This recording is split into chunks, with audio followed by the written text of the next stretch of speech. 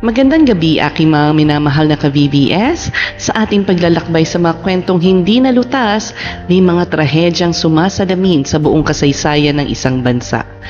Ngayong gabi, dadalhin ko kayo sa Taiwan, sa isang kwentong puno ng sakit, paglaban at isang misteryong hanggang ngayon ay nagpapalabas ng luha. Ito ang kwento ng pamilyang Lin Yixun. Halina't alamin natin ang kanilang bighati. Sino nga ba si Lin Yixun? Siya ay hindi lang basta isang tao. Siya ay isang ama, isang abogado at isang bayani sa Taiwan. Para maintindihan natin kung bakit nangyari ang trahedyang ito, kailangan nating silipin kung anong klaseng gobyerno ba ang meron sa Taiwan noon. Noong panahon na iyon, ang Taiwan ay nasa ilalim ng isang gobyerno na tinatawag na authoritarian regime. Sa simpleng salita, parang isang malaking boss ang gobyerno na may hawak sa lahat. Walang masyadong kalayaan ng mga tao na magsalita o magreklamo. Mahigpit talaga ang kontrol nila, lalo na sa ilalim ng martial law na tumagal ng halos 40 years. Isipin mo, parang laging may nanonood at nakikinig sa bawat galaw mo. At sino ba ang namumuno noon? Si Chiang Ching-kuo, siya ang presidente noon at sa ilalim ng kanyang pamumuno, mahigpit pa rin ang batas. Kaya ang ginawang paglaban ni Lin Yixun para sa kalayaan ay parang pagsuway sa isang napakalaking boss. Kaya nga, sa tingin ng marami, ang nangyari sa kanyang pamilya ay isang malagim na babala mula sa mga taong nasa likod ng gobyerno. Talagang nakakatakot isipin, di ba?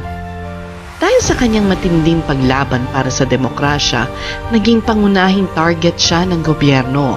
Noong December 1979, sa Kaohsiung Incident, nagtipon ang libu-libong tao para ipanawagan ang kalayaan. Si Lin Yixun ay isa sa mga leader ng rally. Ngunit matapos ang insidente, inaresto siya kasamang iba pang mga leaders. At habang siya ay nasa kulungan, isang trahedya ang naganap na nagpabago sa kanyang buhay magpakailanman. Mga ka-VBS, nasa ilalim ng mahigpit na pagbabantay ng pulisiya ang tahanan ni Lin Yixun. Gabi-gabi, araw-araw may mga pulis na nakabantay. Ngunit sa kabila nito, noong February 28, 1980, isang araw na nakatakda siyang humarap sa korte militar. Isang hindi kilalang tao ang nakapasok sa kanilang bahay. Dito na naganap ang pinakamalaking pighati sa kanyang buhay. Ang kanyang nanay at ang kanyang 26 na taong gulang na kambal na anak, sina Lin Yangchun at Lin Tingchun, ay walang awa na pinaslang. Ang panganay na anak ni Lin Yixun, si Judy, ay sinaksak din ng maraming beses, pero siya ay nakaligtas.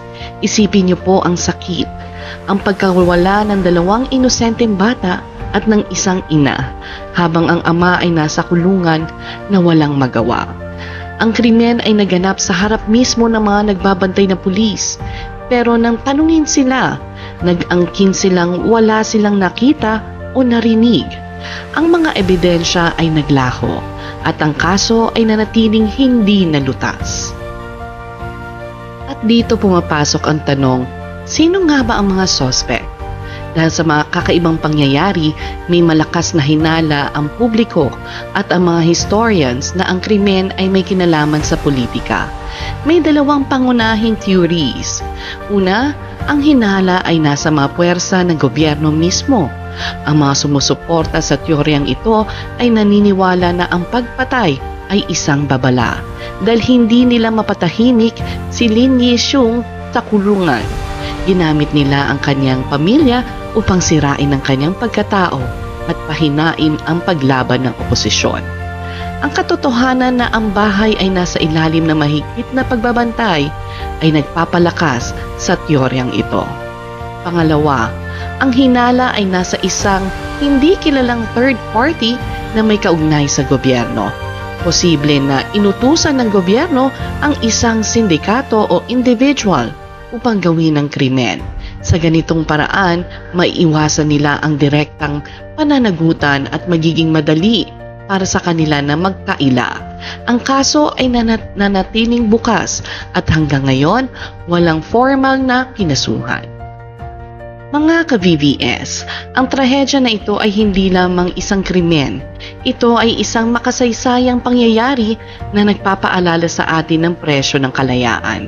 Ang bahay na naging saksi sa trahedya ay ngayon ay isang simbahan, isang paalala na kahit sa gitna ng matinding sakit, may pag-asa pa rin. Ang kwento ni Lin Yixun at ang kanyang pamilya ay nagpapakita ng katatagan ng isang tao at ng isang bansa na patuloy na naghahanap ng katarungan. Naway ang kwentong ito ay magsilbing paalala na ang bawat buhay ay mahalaga at ang paghahanap sa katotohanan ay isang laban na hindi dapat isuko. Mga ka-VVS, bilang pasasalamat sa inyong walang sawang suporta, tuloy-tuloy po ang ating GCash giveaway every week. Para magkaroon kayo ng chance na mapili, kailangan nyo lang mag-like, share, comment, at mag-subscribe sa ating channel. Ang mananalo po ay pipiliin natin mula sa comment section at i-message po namin kayo mismo sa YouTube comments para maibigay ang inyong premyo.